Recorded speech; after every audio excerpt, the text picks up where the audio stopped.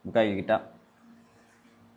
A'udzubillahi minasyaitonirrajim. Bismillahirrahmanirrahim. Alhamdulillahirabbil alamin wassalatu wassalamu ala asyrafil anbiya'i mursalin wa ala alihi wa ashabihi ajmain. Allahumma yassir wa la tu'assir wa tamim bikhair. Allahumma yassir wa la tu'assir wa tamim bikhair. Allahumma yassir wa la tu'assir wa tamim bikhair. Rabbi shrah li sadri wa yassir li amri wahlul 'uqdatam min lisani yafqahu qawli. Amin ya rabbal alamin. Imam Al-Ghazali menyampaikan bahwa ilmu kalam bukan satu-satunya sebab untuk menghasilkan keimanan. Tapi dia adalah salah satu sebab. Banyak cara-cara yang para generasi awal masuk Islam bukan dengan dalil yang sebagaimana yang diuraikan dalam ilmu kalam. Kemudian Imam Ghazali menyampaikan dalam panggung perdebatan di kalangan mutakallim tidak ada yang berubah hasil daripada perdebatan tersebut. Mutakallim yang Asy'ari berubah Mu'tazilah setelah debat dengan Asy'ari menjadi Asy'ari. Begitu juga dalam panggung debat para fuqaha. Yang Syafi'i berubah Hanafi, Hanafi berubah Syafi'i tidak. Jarang beliau temukan. Kemudian di sini disampaikan wa idza taraknal mudahanata wa muraqabatal jawanib sarrahna bi anna al-khawda fil kalami haramun li kathratil afati fihi illa li syakhsain. Dan apabila saya meninggalkan, menghiraukan ya. Tidak menghiraukan, tidak enakan. Wa muraqabah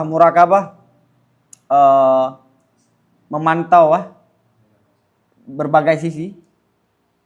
Sarrahna niscaya kami jelaskan dengan bahwa sungguh mendalami dalam ilmu kalam itu haram. Karena banyaknya penyakit-penyakit dalam ilmu kalam. Kecuali bagi dua orang. Jadi kalau saya menghilangkan rasa nggak enak. Dan saya nggak peduli apa yang akan dikatakan oleh orang. Maka saya akan menegaskan mendalami ilmu kalam itu haram. Karena banyak sekali penyakit dalam ilmu kalam. Diri ilmu kalam nggak ada yang masalah. Tapi karena banyak sekali penyakit di masanya. Maka ilmu kalam itu haram. Hukumnya untuk dipelajari secara umum kecuali bagi dua orang. Tapi para ulama menyampaikan, anda Imam Al-Ghazali hidup sampai di era Imam Ar-Razi, sungguh Imam Al-Ghazali akan melihat fungsi ilmu kalam berbeda dengan saat di masanya. Mungkin di masanya banyak kalam itu difungsikan untuk berdebat, untuk melemahkan lawan, bukan untuk mencari kebenaran. Tapi setelah Imam Al-Ghazali seperti Imam Ar-Razi, banyak sekali kebenaran itu muncul di panggung perdebatan. Dan banyak orang taubat dari panggung perdebatan. Sebagaimana yang disampaikan oleh Syekh Said Huda. Kalau menurut Imam Ghazali, dua orang yang baru boleh belajar ilmu kalam. Ahaduhuma rajulun waqa'at lahu syubhatun laysat tazulu bi kalamin karibin wa'dhiyin wala bi hadisin naqliyin an qalbihi. Salah satu daripada keduanya seorang lelaki, seorang yang terjadi padanya syubhat. Ada satu logika yang bermasalah, ada satu pertanyaan baginya. Laisat yang tidak syubhat itu, hilang syubhat itu dengan kalam yang karib, yang berbentuk mau'idhah. Dan tidak dengan hadis nakli. Hadis ini bukan hadis Nabi, tapi hadis ungkapan yang nakli, baik ayat Al-Quran ataupun kalam Nabi. Ada orang yang bertanya, ada timbul pertanyaan ataupun ada kekeliruan dalam memahami akidah. Yang ini tidak akan bisa hilang dengan mau'idhah, tidak bisa hilang dengan ayat-ayat Al-Quran dan ayat hadis. An qalbihi, daripada hatinya. Fayajuzu ayyaqulal qawlu al-murattabul kalamiyu rafi'an syubhatahu wa dawa'an lahu fi mardhihi. Maka bolehlah bahwa ungkapan yang disusun, yang berbentuk ilmu kalam itu yang menghilangkan syubhatnya, wadawaan, dan menjadi obat baginya dalam sakitnya, sakit pikiran. Karena kan manusia ada yang sakit rohani, ada yang sakit jasmani. Sakit rohani adalah salah dalam berakidah, salah dalam memahami akidah. Ada syubhat dalam akidah yang dia tidak bisa hilangkan. Nah, boleh kita memakai kepada orang yang begini untuk menghilangkan syubhatnya dan untuk menjadi obat baginya ilmu kalam. Terus ilmu kalam bagaimana yang akan kita sampaikan? Apakah semua uraian ilmu kalam kita sampaikan kepada orang begitu? Enggak. Kita sampaikan, kita berikan dosisnya yang cocok baginya. Jangan terlalu tinggi, jangan terlalu rendah. Jangan berlebihan juga. Fayusta'malu ma'hu, maka dipakaikan ilmu kalam bersama orang itu. Wa yuhrasu anhu sam'us sahihil ladzi laisa bihi dzalikal marad, dan dijagakan dijagakan daripada orang itu akan apa yang dijaga? Dengar perkara-perkara yang benar. Sam'us sahih yang tidak dengan yang sahih ini akan sedemikian, itu yang sedemikian sakit. Kita pakai ilmu kalam baginya. Dan kita jaga dia dari ungkapan dalil-dalil ilmu kalam yang dia itu tidak bermasalah baginya. Dia cuma masalah tentang kenabian, jangan bahas tentang ketuhanan. Dia selesai dalam masalah ketuhanan, jangan bahas dalam sifat. Mungkin bagi masalah sifat Allah, dia nggak ada masalah. Fayurasu anhu sam'ul hadisil ladzi laisa fihi dzalikal marad. Jadi yang dia tidak bermasalah jangan bahas. Kan kita kasih obat kepada orang yang sakit dengan porsi yang sakitnya. Oke? Kan ilmu kalam kan dari awal pembahasan, dari pembahasan adanya alam hingga akhir itu kan debat. Ada kala begini, ada kala begini. Kalau begini bagaimana dalilnya, kritikannya bagaimana. Masalahnya dia cuma di persoalan kenabian. Maka berikan obatnya tentang kenabian. Kenapa? Fa innahu yushiku an yuharrika fi nafsihi iskalan wa yuthiru lahu syubhatan tumriduhu wa tastanziluhu an i'tiqadil al-majzumi sahih. Kenapa? Karena bahwasanya ditakutkan bahwa menggerak mendengar yang benar itu dalam dirinya akan pertanyaan-pertanyaan. Ini dia masalah pada kenabian. Akhirnya kita lontarkan dalil-dalil tentang ketuhanan. Akhirnya dia timbul pertanyaan lagi. Yang jatahnya dia cuma satu masalah, sekarang udah tambah lebih daripada satu masalah. Wa yuthiru lahu, dan akan menimbulkan baginya akan syubhat. Menimbulkan dia yang sahih itu, baginya akan syubhat. Yang membuat syubhat itu membuat dia sakit. Tumridu, yang membuat sakit dia syubhat akan orang itu. Watas tanziluhu, dan akan menurunkan syubhat itu akan orang itu daripada keyakinannya yang diyakini yang benar. Jadi efeknya apa? Kalau kita ingin menghadirkan syubhat-syubhat ilmu kalam yang dia itu tidak kepikiran, akhirnya kepikiran. Dan syubhat itu akan membuat dia sakit lagi, yakni menimbulkan masalah dalam pikirannya. Dan bisa jadi syubhat yang kita lontarkan itu yang bagi dia tidak bermasalah, dia akan meragukan keyakinan yang sudah diyakini dalam hatinya. Watas tanziluhu, kita akan menurunkan dia itu dari akidah yang sudah diyakini menjadi yang diragukan. Makanya ilmu kalam itu dawa. Ilmu kalam itu adalah obat. Obat itu ada takarannya. Tidak semua orang yang sakit boleh diberikan dengan obat yang sama. Maka Imam Al-Ghazali menyampaikan, maka karena ilmu kalam ini obat, maka yang mempelajari ilmu kalam ini seperti dokter. Dia harus pintar melihat sisi mana yang sakit. Dia sakit dalam persoalan akidah, tentang ketuhanan. Mungkin ada masalah yang lain. Jadi harus pintar kita mendeteksi ini masalahnya dari mana. Asal muasal daripada masalah dia apa. Mungkin, tapi dalam kelas, ini ceritanya ini dalam keseluruhan ya ilmu kalam. Tapi dalam kelas, itu diperbolehkan untuk berdialog. Berdialog. Ini orang yang pertama yang boleh mempelajari ilmu kalam. Yang kedua, wasani syakhsun kamilul aqli rasikhul kadami fid din, thabitul imani bi anwaril yakin, yuridu an yuhassila hadhihi sin'ata liyudawiya biha maridan idza waqa'a lahu syubhatun. Yang kedua, seorang yang akalnya sempurna, yang dia itu rasikh kadam, yang kokoh dalam agama. Dia paham Al-Quran, paham hadis, paham baik tentang agama. Sabit, yang agamanya itu, yang imannya kuat, yang imannya tetap dengan nur yakin dengan keyakinan-keyakinan seperti nur. Yurid, orang ini menginginkan orang ini akan bahwa menghasilkan orang ini akan ini ilmu. Suatu kedisiplinan, ilmu kalam. Hadhihi sin'ah ini ilmu kalam. Untuk apa?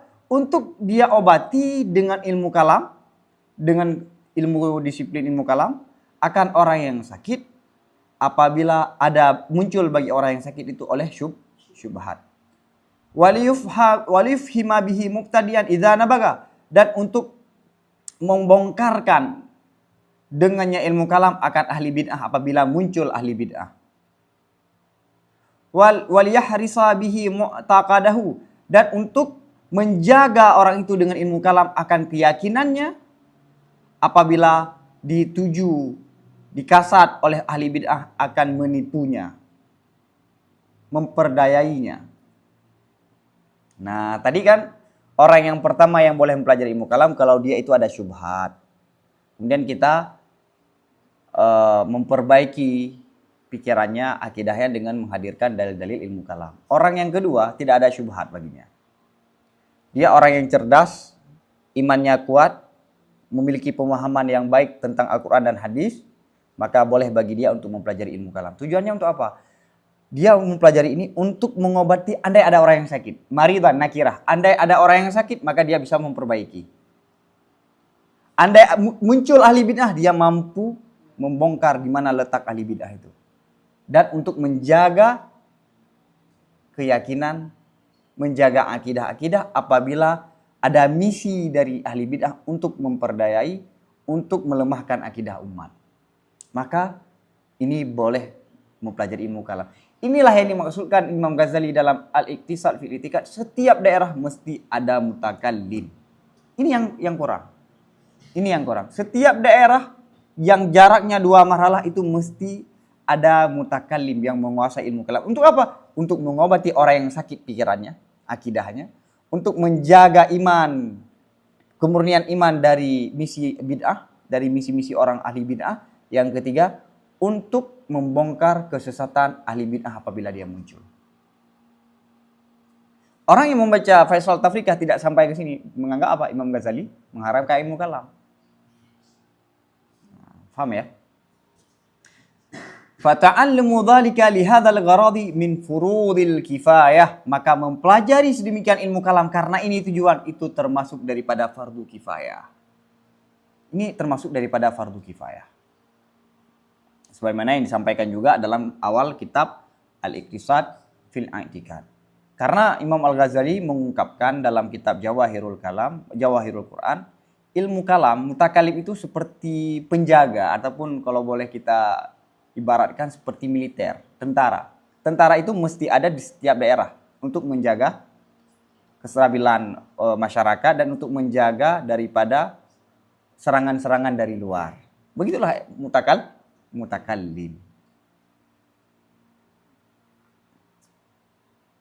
Wa ta'allumu qadri ma yuzilu syakka wa syubhata fi haqqil mutasyakkik fardhu 'ain idza la yumkin i'adatu i'tiqadihi al-majzumi bi tariqin akhara siwahu. Dan mempelajari suatu ukuran ilmu kalam yang dapat menghilangkan keraguan dan dapat menghilangkan syubhat pada diri orang yang ragu, itu adalah fardhu'in. Apabila tidak mungkin mengembalikan keyakinannya yang sudah diyakini dengan cara selain cara ilmu kalam. Siwahu, selain cara ilmu kalam. Jadi ilmu kalam itu ada fardhu'in, ada fardu kifayah. Fardhu'in adalah bagi orang yang mengalami keraguan dalam akidah. Dia mengalami ada syubhat, ada pertanyaan-pertanyaan dalam seputar akidah. Akhirnya dia ragu terhadap akidah. Maka bagi dia wajib mempelajari ilmu kalam. Ukuran bisa menghilangkan keraguan yang ada pada pikirannya. Dengan syarat, apabila tidak ada cara yang lain untuk mengembalikan keyakinannya, kecuali dengan ilmu kalam. Maka kalau ada pertanyaan tentang akidah, disembunyikan ataupun disampaikan. Disampaikan. Ataupun bertanya kepada orang yang mampu. Sesesat apapun. Yang kedua, fardu kifayah. Tujuannya apa? Untuk mengobati orang-orang yang sakit dalam akidah. Untuk menjaga keimanan daripada gangguan-gangguan ahli bid'ah. Wal haqqus sarihu. Karena ini ibarat yang sangat penting. Karena orang yang memusuhi ilmu kalam kerap kali mengutip ungkapan Imam Ghazali untuk merendahkan ilmu kalam. Dia tidak menyampaikannya secara utuh. Ini sering dilakukan orang-orang yang ingin merendahkan ilmu kalam. Maka ilmu kalam bagi Imam Ghazali itu ada porsinya.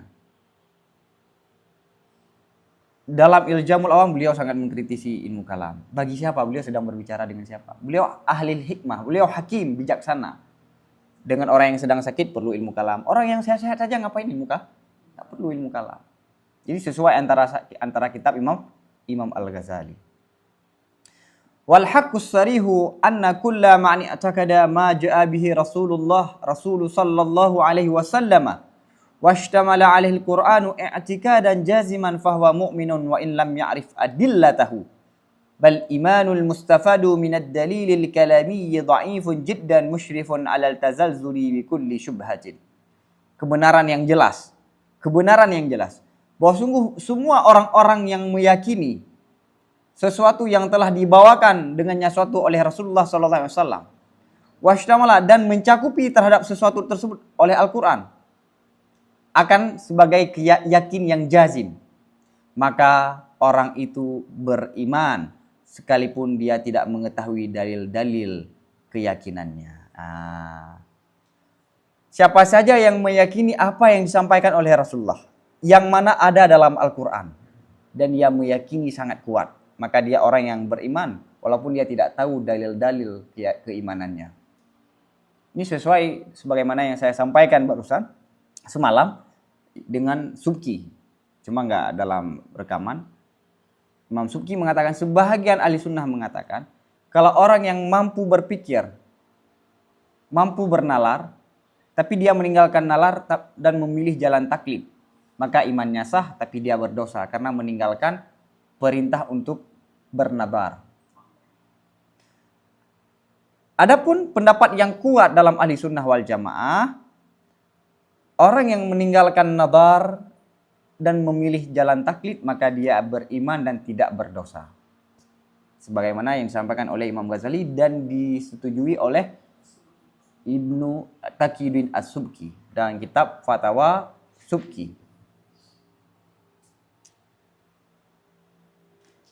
Bahkan iman yang diambil dari dalil-dalil ilmu kalam itu lemah sekali. Musyrifun yang hampir, ya musyrif itu hampir ya, musyrif itu kayak syarfa alal maut, hampir mati, sakit yang hampir mati. Musyrif itu yang dekat ala tazalzul, goyang dengan semua syubhat. Jadi orang yang beriman dengan dalil ilmu kalam itu lemah imannya, bahkan bisa digoyang keimanannya. Keimanannya bisa digoyang dengan syubhat. Bal imanur rasikhu imanul awamil hasilu fi qulubihim fi sibabi tawatturis sama'i aw hasilu ba'dal bulughi bi qara'ina la yumkinu ta'biru anha. Bahkan iman yang kuat adalah iman orang-orang awam yang hasil dalam hati mereka itu semenjak kecil dengan mendengar informasi yang mutawatir.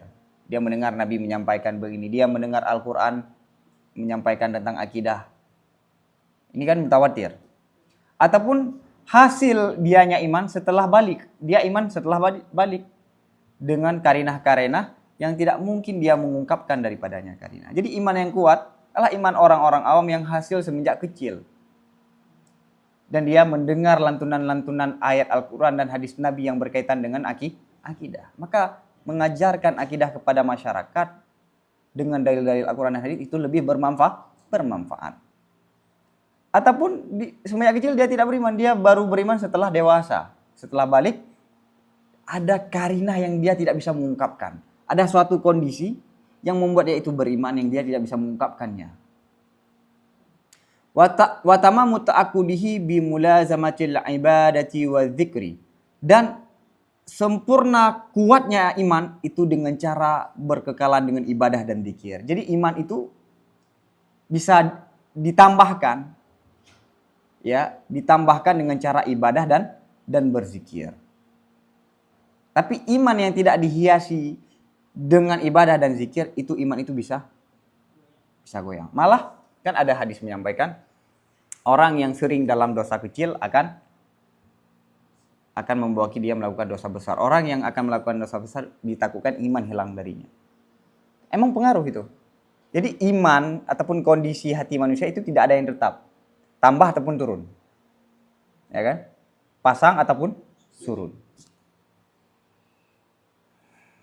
Fa inna man ta'adda bihi al-ibadatu ila haqiqati taqwa wa tatahhuril batini an quduratid dunya wa mulazamati dzikrillahi daiman ta'ala daiman tajallat lahu anwarul ma'rifah wa saratil umurul lati kana qad akhadhaha taqlidan indahu kal muayanati wal musyahadah.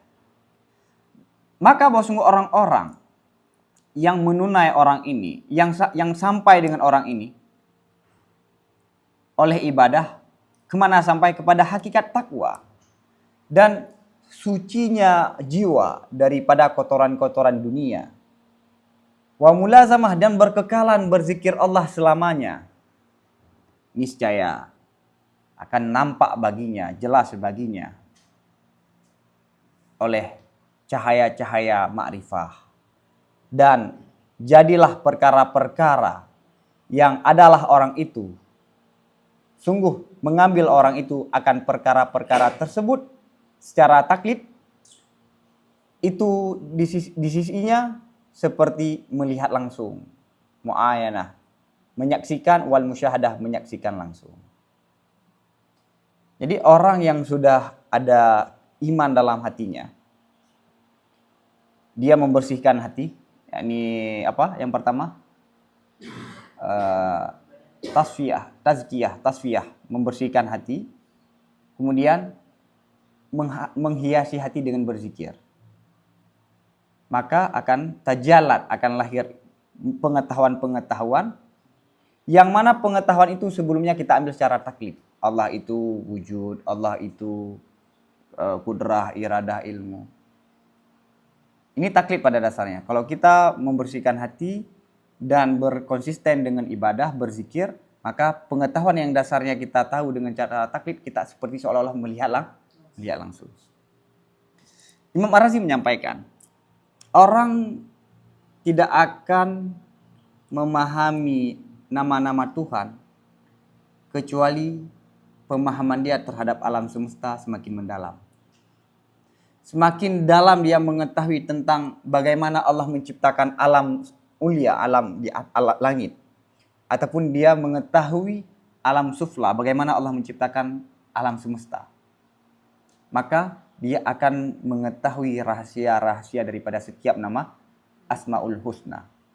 Bahkan satu saja, andai orang mempelajari ilmu tasyrih, ilmu bedah, dia akan menyaksikan 10.000 bahagian hikmah yang ada dalam tubuh manusia. 10.000 bahagian yang ada dalam tubuh manusia. Maka saat itu dia akan memahami, oh ini loh maksudnya Ar-Rahman, oh ini rupanya maksudnya Ar-Rahim. Tapi sebelumnya kita cuma katakanlah bahwa Allah itu Maha Pengasih, Maha Penyayang. Sami'na wa ta'na. Tapi bagaimana Allah Rahmanir Rahim? Tapi kita nggak pernah meresapi.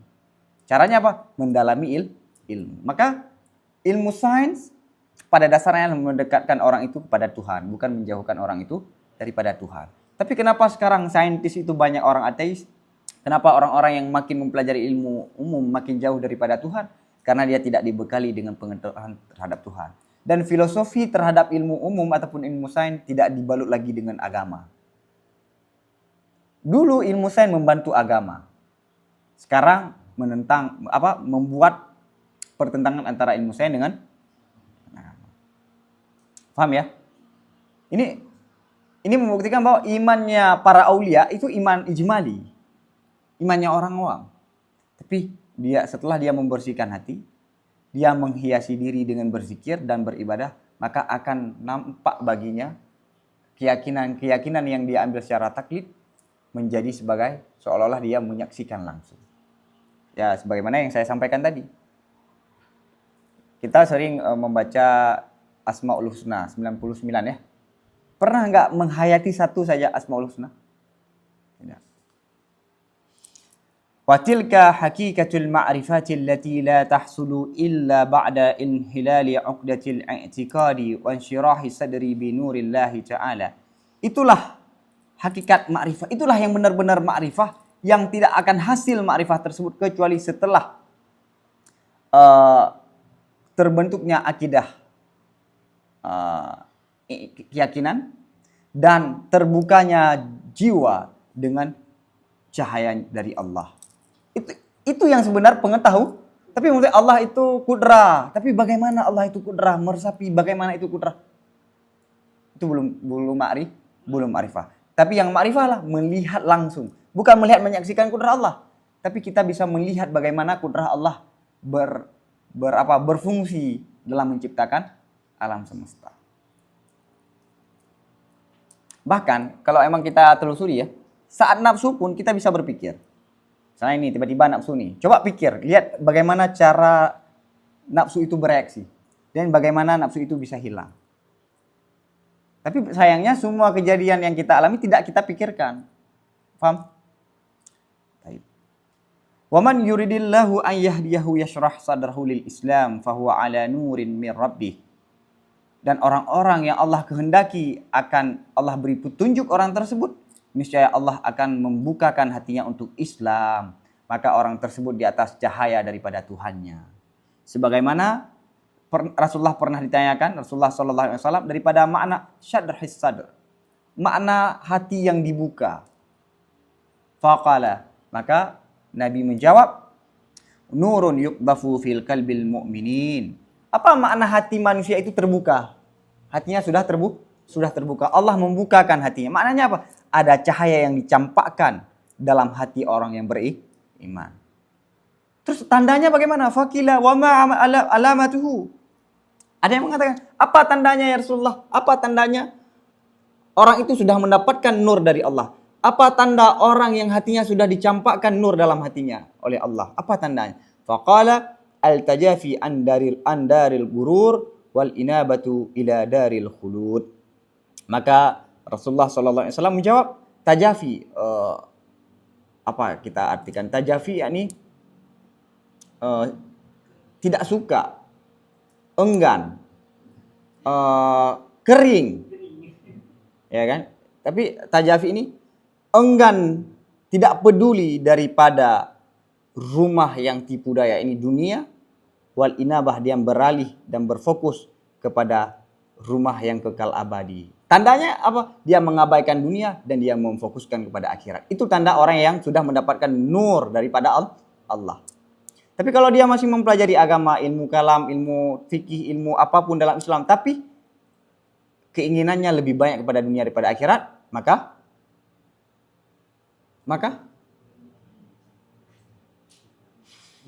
paham ya? Ke depan Imam Ghazali menyampaikan, wa fa bihadza na'lamu anna al-mutakallima al-muqbila 'ala ad-dunya al-mutahalika 'alaiha ghairu mudrikin haqiqatal ma'rifah. Maka dengan ini engkau mengetahui bahwa sungguh mutakallim yang menghadap terhadap dunia, yang orang itu akan celaka terhadap dunia, itu tidak mengetahui hakikat ma'rifah. Dengan hadis ini kamu dapat mengetahui mutakallim yang fokus dengan dunia, yang dia keseharianlah mencari dunia, yang mana dia akan mati juga, dia akan celaka dalam dunia, dia tidak mengetahui makna hakikat daripada dunia. Walau adrakaha latajafa andaril gururi qat'an. Andai dia mengetahui makrifah, niscaya dia akan enggan ataupun tidak peduli daripada tempat rumah yang penuh tipu daya, pasti. Pasti. Maka Imam Al-Ghazali menyampaikan dalam Ihya, tanda orang munafik apa? Orang yang belajar ilmu bukan untuk akhirat, katanya. Kenapa? Karena paling kurang ilmu itu akan mengajarkan kita bahwa dunia ini tidak ada nilai. Paling kurang ilmu akan mengajarkan kita dunia ini tidak ada nilai.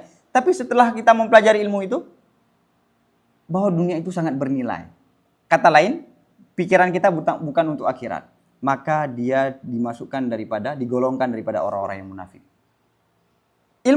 Dia percaya dengan ilmu itu, dan dia mempelajari ilmu itu, tapi apa yang dinasihati oleh ilmu itu dia tidak pelajari. Maka dia itu salah satu daripada orang orang yang munafik. Dan ilmu tidak melekat padanya. Karena andai melekat, dia tidak mau enggan dengan daril gurur. Qat'an. Naam. Lanjut. Faslun fi bayani sa'ati rahmatillahi azza. Ini diresapi ya, dirunungi. Fasal dalam menjelaskan luasnya rahmat Allah Ta'ala. Imam Ghazali menyampaikan di belakang. Ada sebagian mutakallim yang telah mengecilkan, telah mempersempit keluasan daripada rahmat Allah Ta'ala.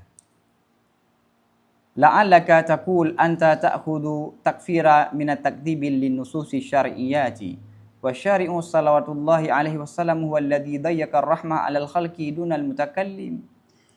Mungkin kamu katakan, engkau telah mengambil takfir daripada mendustakan bagi nas-nas syariat. Dan syariat, rahmat Allah terhadapnya dan salam terhadapnya adalah sosok yang menyempitkan rahmat Allah terhadap manusia, bukan mutakallim. Kamu kan sudah paham ini di belakang. Ini ada orang yang mengatakan bagi Imam Ghazali. Kamu katakan, makna kafir adalah tidak percaya daripada nas-nas syariat, tidak percaya ayat-ayat Al-Quran dan tidak percaya ayat-ayat hadis Nabi. Yang keduanya diketahui secara mutawatir. Yang berkaitan dengan usuluddin. Ini harus dikait. Itukah kafir? Yang membuat rahmat Allah itu kecil dan sempit, itu Nabi sendiri. Bukan mutakallim. Apa buktinya? Idh qala alaihi mussalam, yaqulullahu ta'ala li adama yaumal qiyamah, ya Adam, akhrij min duryatika ba'than nar, fayaqulu kam? Fayaqulullahu ta'ala min kulli alfin tis'ami'atin wa tis'atan wa tis'ina. Karena Nabi pernah bersabda, Allah Maha Tinggi berkata bagi Adam pada hari kiamat, wahai Adam, aku keluarkan daripada cucu-cucumu akan api neraka, kebangkitan hari api neraka. Fayaqulu, Adam menjawab, berapa wahai Tuhan? Allah menjawab, daripada setiap 1000 itu 999.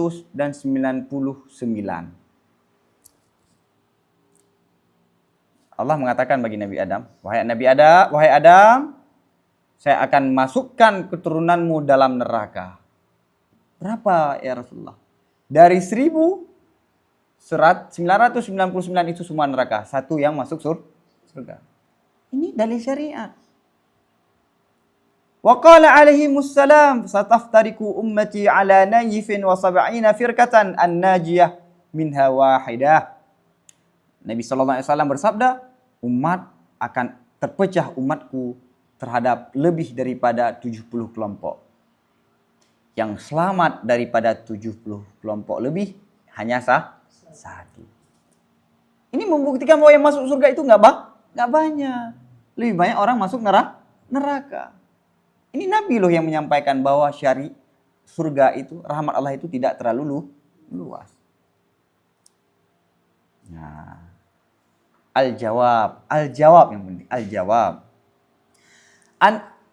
Innal haditsal awwala sahihun wa laysa al-ma'niyu bihi annahum kuffarun yukhalladuna bal annahum yadkhuluna an-nara wa yu'raduna 'alaiha. Jawab, bahwa semua hadis yang pertama itu sahih, hadis sahih.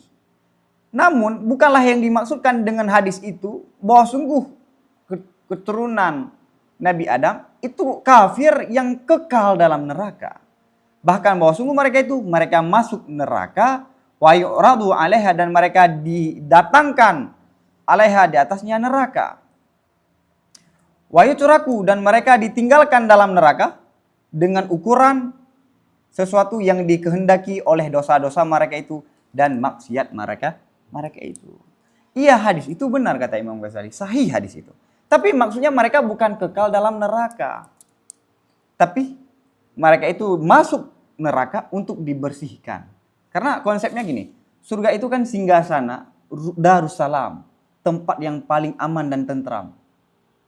Andai ada orang jahat masuk tempat yang paling aman, bermasalah nggak?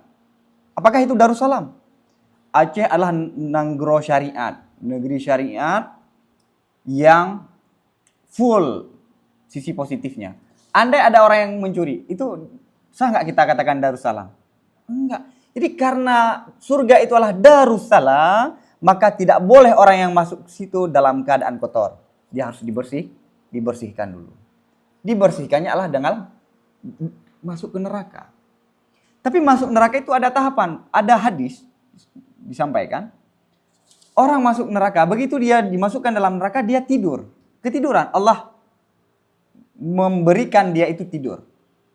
Sehingga begitu dia bangun, waktu dia masuk neraka sudah selesai. Jadi dia mau masuk neraka berapa? Setahun. Allah berikan dia tidur untuk tidak merasakan. Ada orang yang masuk surga dengan Allah memarahinya. Jadi Allah mengajak berbicara dengan orang-orang mukmin yang pernah berbuat dosa. Akhirnya dia takut dengan teguran-teguran dari Allah. Dengan teguran itu, kotorannya itu hilang. Maksiat-maksiat dosanya itu hilang. Masuklah surga. Jadi tidak semuanya orang masuk neraka. Maksud orang itu di ahlun nar. Ahlun nar itu bukan orang yang sudah menetap lama dalam neraka. Ada kala dia itu dimarahi, ada kala dia itu diperintahkan untuk dibawakan ke neraka. Begitu dia mau sampai ke neraka, balik. Sudah cukup, karena dengan itu dia sudah sangat takut. Ada kan? Orang yang kadang-kadang berubahnya, kadang-kadang cukup dinasehati, kadang dimarahin, kadang harus dicubit, kadang emang harus dipukul, kadang emang harus dibunuh. Kayak obat, ada orang yang mungkin cukup dengan tidur, sakit, tidur dari pagi hingga sore, sudah cukup, sehat kembali, ya kan? Ada orang yang mungkin harus minum obat, ada orang yang harus disuntik, ada orang yang harus opname, jadi berbeda-beda. Bukan maksudnya diikap, disiksa di neraka, semua orang yang berbuat dosa itu disiksa. Yang intinya kesalahannya, dosanya harus dibersihkan, karena surga adalah tempat bagi orang-orang yang Darussalam, bagi tempat orang yang beriman. Tempat yang tidak ada kotoran sama sekali. Yang sangat tentram. Maka kalau misalnya coba bayangkan, ada orang-orang yang jahat masuk situ. Buat onar kan? Akhirnya masalah. Ya kan? Karena ceritanya kan di surga itu nggak ada polisi lagi. Nggak ada tentara. Nggak ada mahkamah. Karena Darussalam, tempat yang paling indah dan paling aman dan tentram. Maka kalau orang-orang yang pernah berbuat kesalahan di dunia, dimasukkan surga langsung, maka dia akan tilang orang secara keliru. Ya kan? Misalnya gini, orang waktu hidup dunia dia salah nih. Dia bunuh orang kah, mencuri. Akhirnya dia dimasukkan langsung ke surga. Berarti perhiasan-perhiasan orang yang ada di surga dia curi nanti. Yang bukan jatahnya. Nggak boleh. Nanti kan kisruh. Bersihkan dulu baru masuk surga. Ini surga bukan dongeng. Nikmati makna surga itu. Bukan dongeng. Kalau kita beriman dengan hari akhirat. Dan cukup surga itu menjadi motivasi bagi orang yang beriman. Paham ya? Wal ma'sumu minal ma'asi la yakunu fil alifi illa wahidan, dan yang terjaga daripada maksiat itu tidaklah dalam 1000 kecuali 1. Jadi maksud hadis, wahai Adam, cucumu akan saya masukkan semuanya dalam neraka, hanya 1 yang masuk surga. 999 itu semua masuk neraka, 1 masuk surga. Itu maksudnya mereka itu dihadirkan dalam neraka, dimasukkan dalam neraka dengan takaran, dengan ukuran yang dibutuhkan oleh maksiatnya. Maksiat itu adalah kotoran. Dosa itu adalah kotoran. Kira-kira kotoran ini berapa lama di surga? Sedetik, semenit, 1 jam, sehari? Itu berbeda-beda. Nah, dari 1000 manusia yang tidak pernah berbuat dosa siapa? Hanya 1, para nabi. Maka benar, Yang masuk surga langsung tanpa hisab, tanpa syafaat, hanya satu orang dari 1000. Tapi mereka itu masuk neraka tidak selama. Tidak selama. Dan bukan berarti masuk neraka dalam keadaan porsi yang sama juga.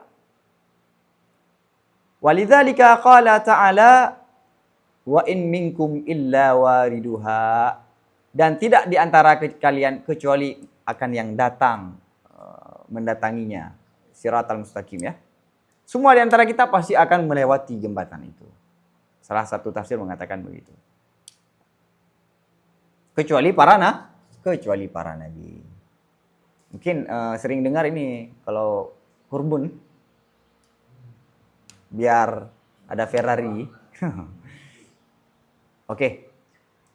Summa ba'tsun nari ibaratun amman istaujaban nara bidzunubihi wa yajuzu an yusrafu an tariqi jahannama bi syafa'ati kama waradat bihi akhbar.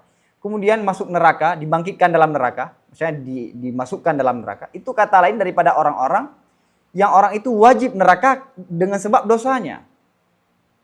Dan bolehlah bahwa dialihkan mereka itu daripada jalan neraka dengan cara syafaat sebagaimana yang telah datang dengannya oleh hadis-hadis.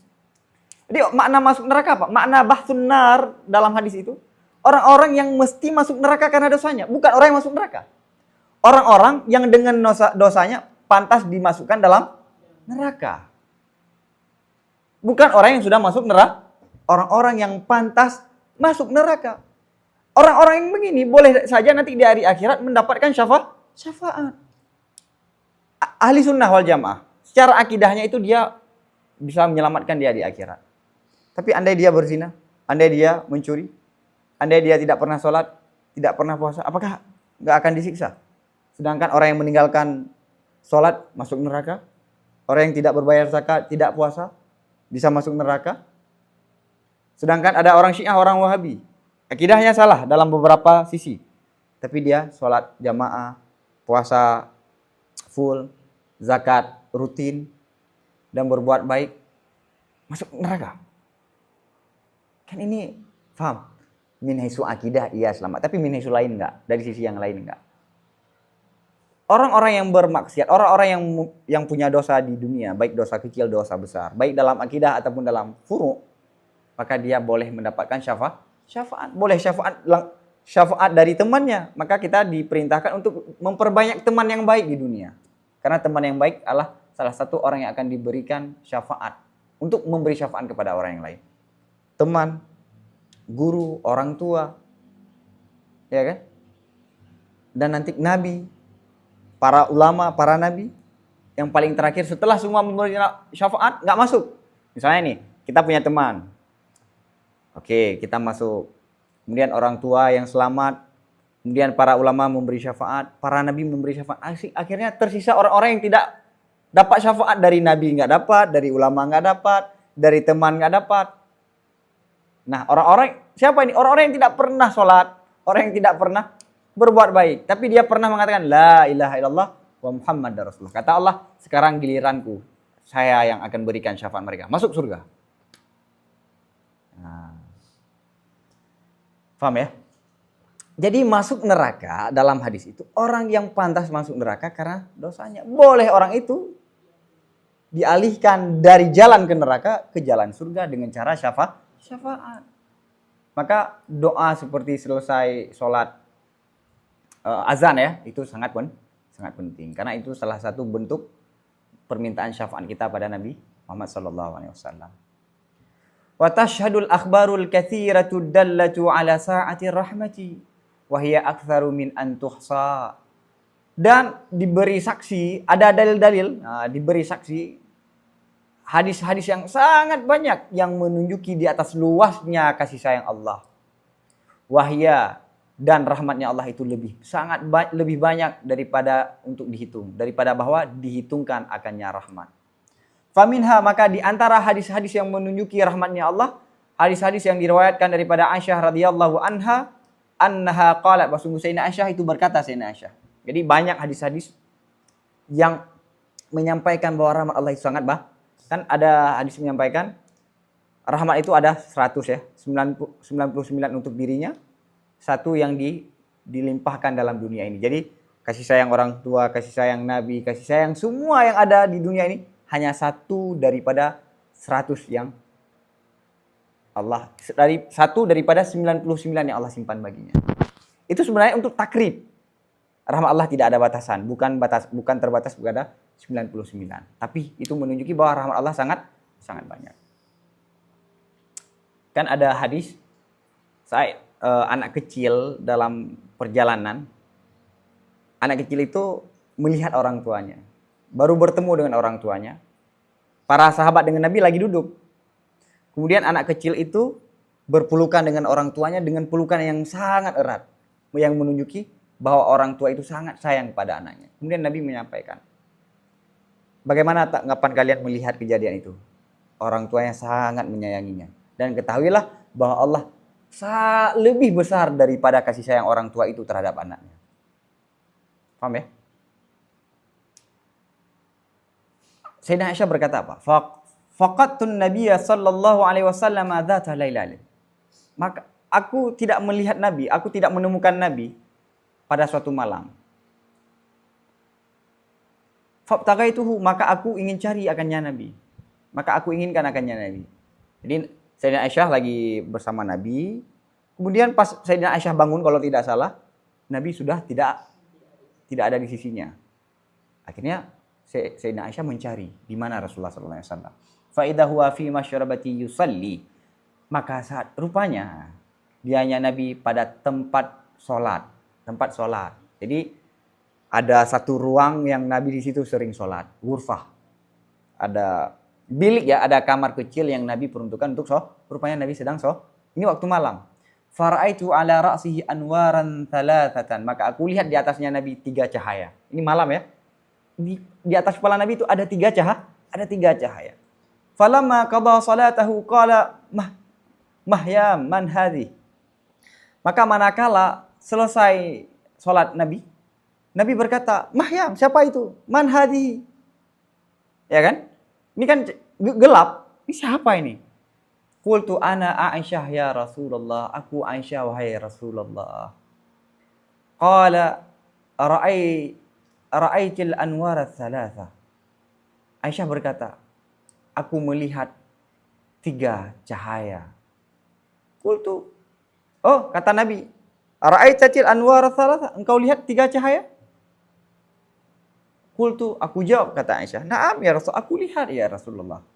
Faqala, dan Nabi berkata, inna atiyan atani min rabbi fabasyarani annallaha yudkhilul jannah min ummati 70,000 bighairi hisabin wala adabin. Maka Nabi berkata, bahwa sungguh ada yang mendatangiku, ada yang datang, atani, yang mendatangiku daripada utusan daripada Tuhanku. Fabasyarani, dan dia membawa berita gembira akan aku. Apa kabar gembiranya? Annallah, bahwa sungguh Allah itu akan memasukkan surga daripada umatku 70,000 tanpa hisab, tanpa azab. Jadi ada yang datang, malaikat menyampaikan informasi dari Allah.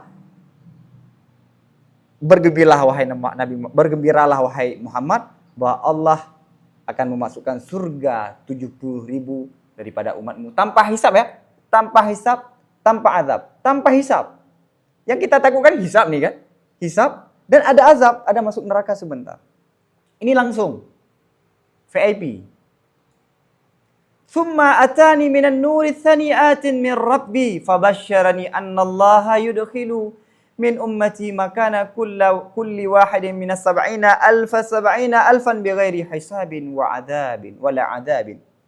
Kemudian yang mendatangiku pada nur dalam cahaya yang kedua oleh yang datang daripada Tuhanku. Ini ada cahaya yang kedua yang utusan daripada Tuhanku. Fabasyarani, dan dia memberi berita gembira akan aku bahwa sungguh Allah akan memasukkan daripada umatku pada tempat tiap-tiap 1 daripada 70,000 akan 70,000 tanpa hisab dan tanpa azab. Allahu Akbar. Jadi 70,000 pertama yang Allah memasukkan langsung ke dalam surga tanpa hisab dan azab, datang cahaya yang kedua menyampaikan, datang malaikat yang kedua menyampaikan, bergembiralah wahai Muhammad bahwa satu orang dari 70.000 itu akan dimasukkan 70.000 bersamanya tanpa hisab dan tanpa azab. 70.000 masing-masing daripada satu orang itu akan dimasukkan bersamanya 70.000 yang lain bila hisab wala azab.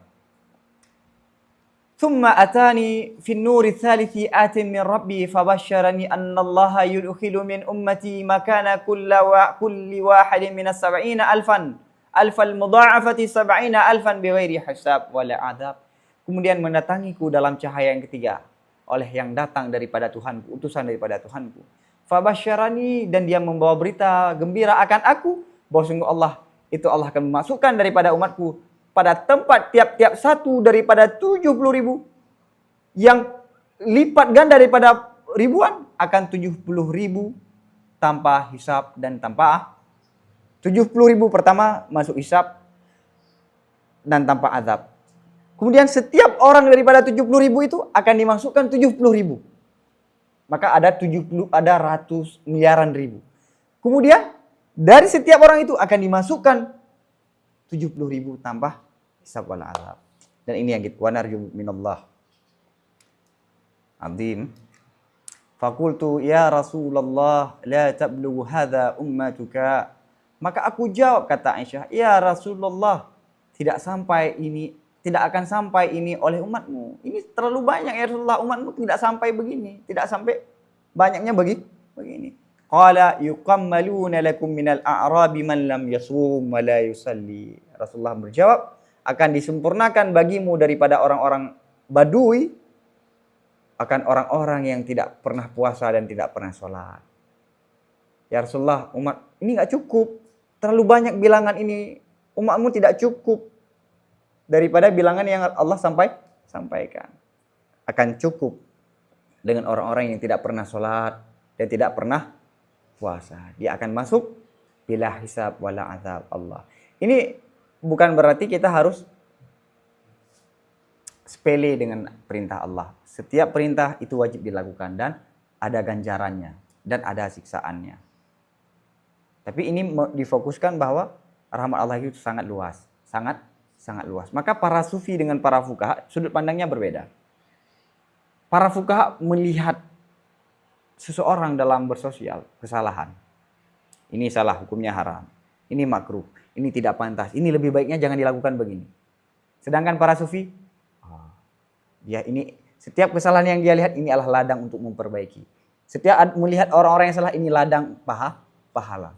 Setiap melihat orang-orang yang berbuat salah ini ladang jihad untuk mengajak orang itu dalam kebaikan.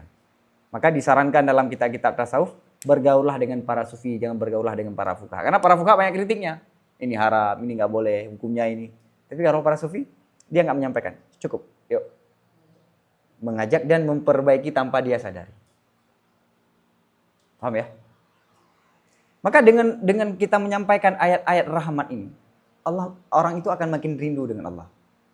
Dia makin dekat dengan agama. Rupanya agama itu tidak semenakutkan orang sebagaimana yang disampaikan oleh sebagian orang. Maka dalam beberapa tahun ini belakangan bahwa ada panitia neraka, panitia hari kiamat. Maka sekarang perlu panitia surga. Orang-orang yang membawa berita baik. Tujuannya untuk memotivasikan dia itu semakin dekat dengan Tuhan. Karena kalau orang yang sudah jauh daripada Tuhan, kita takutkan dia makin jauh. Tapi karena gini, misalnya kita pernah berbuat salah dengan orang tua, kemudian dapat ancaman, pasti lari kan?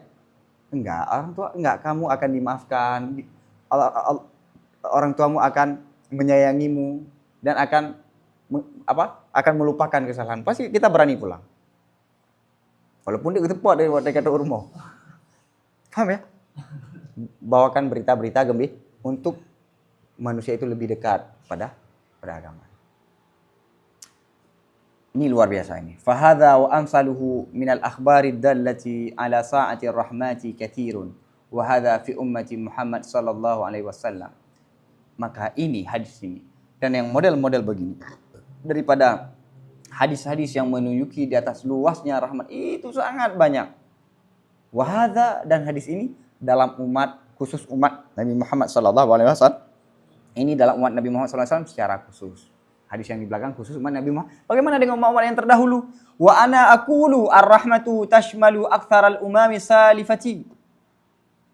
Dan aku berkata, rahmat juga mencakupi semua kebanyakan umat-umat yang telah terdahulu. Umat-umat yang terdahulu juga mendapatkan kasih sayang daripada Allah. Wa in kana aktsaruhum yu'raduna 'alan nar imma aradatan khafifatan hatta fi lahdatin aw fi sa'atin wa imma fi muddatin hatta yantaliku 'alaihim ismu ba'thin nar. Sekalipun kebanyakan mereka itu, umat-umat yang terdahulu itu didatangkan terhadap neraka. Adakala didatangkan dalam bentuk singkat sehingga fil lahdah sesaat ataupun dalam sejam ataupun dalam lebih daripada sejam, sehingga yang talik diberikan, diitlakan di atas mereka itu oleh nama ba'thin nar, masuk neraka. Kan masuk neraka? Bep, begitu masuk terus keluar. Kan dianggap nggak mesti menetap kan? Nggak mesti menginap kan? Nggak mesti menginap. Jadi ada orang yang masuk surga, masuk neraka sebentar. Lahdah. Lahdah itu seperti kilat. Ada yang sa'ah, yang lebih dari itu. Ada yang muddah. Sehingga dia sah dikatakan masuk neraka. Selama ini kita membayangkan masuk neraka, ya menetap. Apalagi pas belajar mufahat. Yu'akabu ala tarkih, diikab. Itu bayangannya emang masuk neraka total. Ya kan? Bal akul. Aktsarun nasara rum wa turki fi hadha zaman tashmiluhumur rahmah. A'ni alladhina hum fi aqasir rumi wa turki walan tablughumud da'wah. Bahkan aku berpendapat, kata Ghazali, kebanyakan orang-orang Nasrani Romawi dan Turki pada ini zaman, ini sebelum ditaklukkan oleh Muhammad Al-Fatih, itu juga mencakupi mereka itu oleh kasih sayang Allah. Aku maksudkan siapa? Orang-orang yang mereka itu di ujung Romawi dan di ujung Turki, dan mereka tidak sampai dakwah. Bahkan yang masuk dalam rahmat Allah, kata Ghazali, orang-orang Nasrani dari bangsa Romawi dan bangsa Turki, itu juga masuk dalam rahmat Allah. Siapa? Orang-orang yang tinggalnya di pendalaman. Dia agamanya Nasrani, dia agamanya Yahudi, tapi tinggalnya sangat pendalaman. Andai kita tanyakan, kamu kenal Islam? Saya tidak tahu, tidak pernah mendengar Islam. Kamu pernah dengar nama Muhammad SAW? Tidak pernah dengar. Tidak sampai dakwah kepadanya. Rahmah. Masuk rahmah baginya. Ini secara realitas sekarang masih ada? Ada. Buktinya, apakah agama-agama yang berkembang sekarang, kita tahu nggak siapa nabinya? Nama agamanya kan kita belum tahu kan? Konghucu, coba tanya sama orang kampung. Tahu nggak? Siapa tokohnya? Nggak tahu.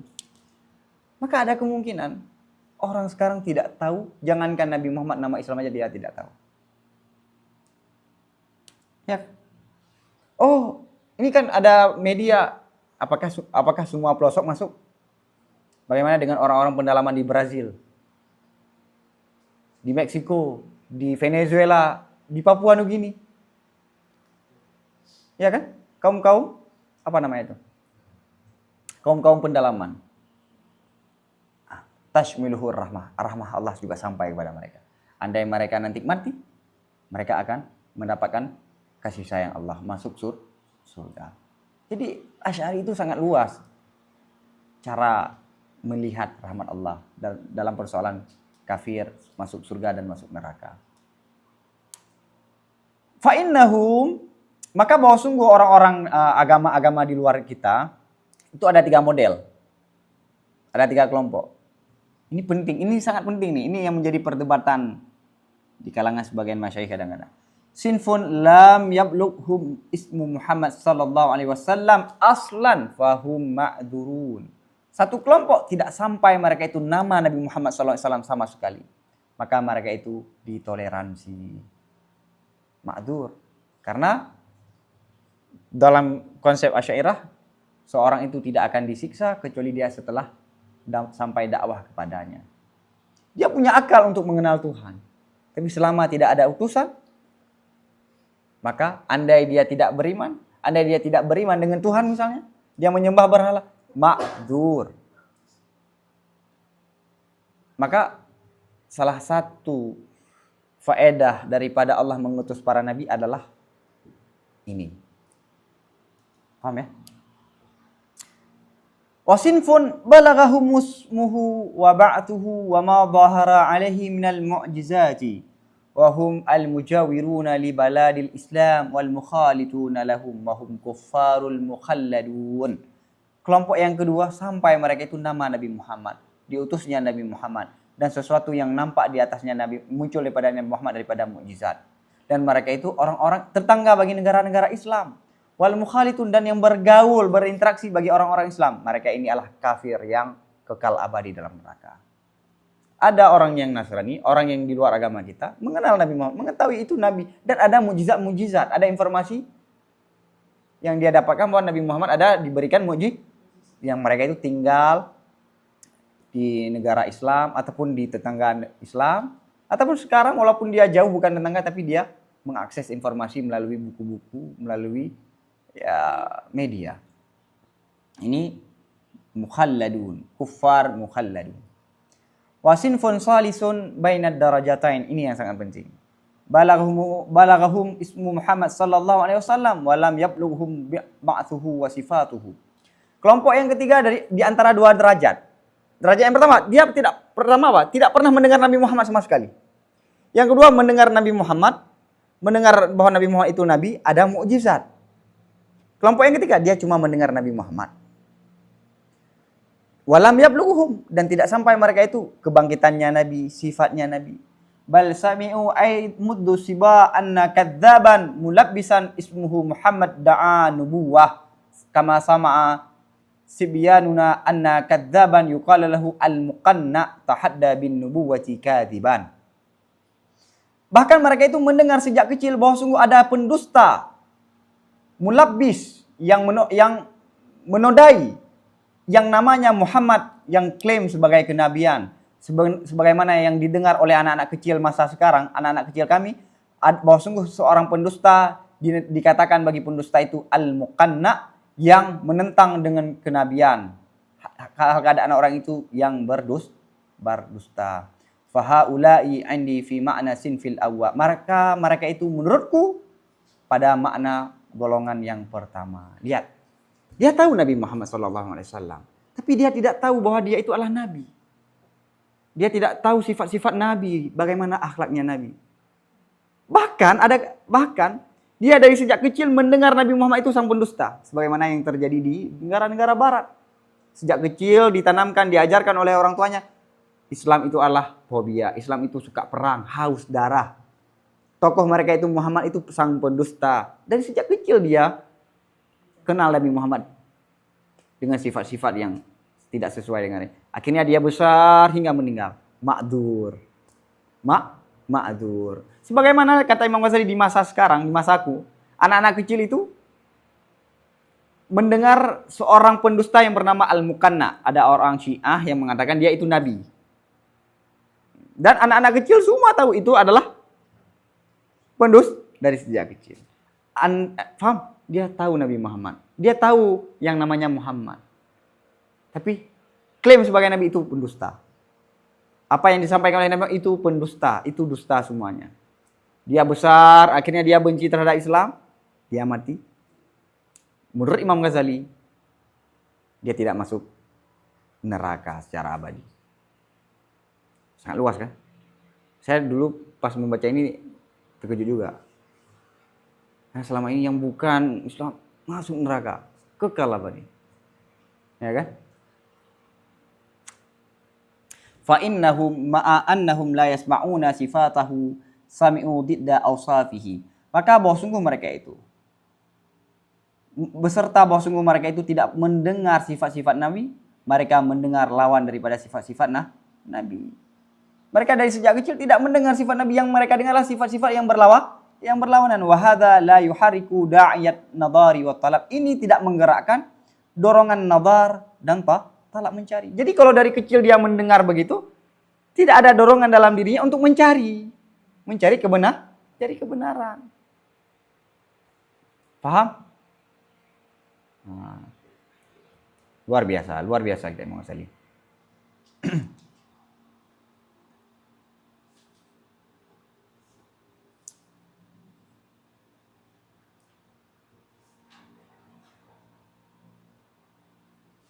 Paham ya? Allah, wallahu a'lam bisawab wa ilaihi marju wal ma'ab. Selawat. Allah ala sayyidina Muhammad sallallahu alaihi wasallam. Salam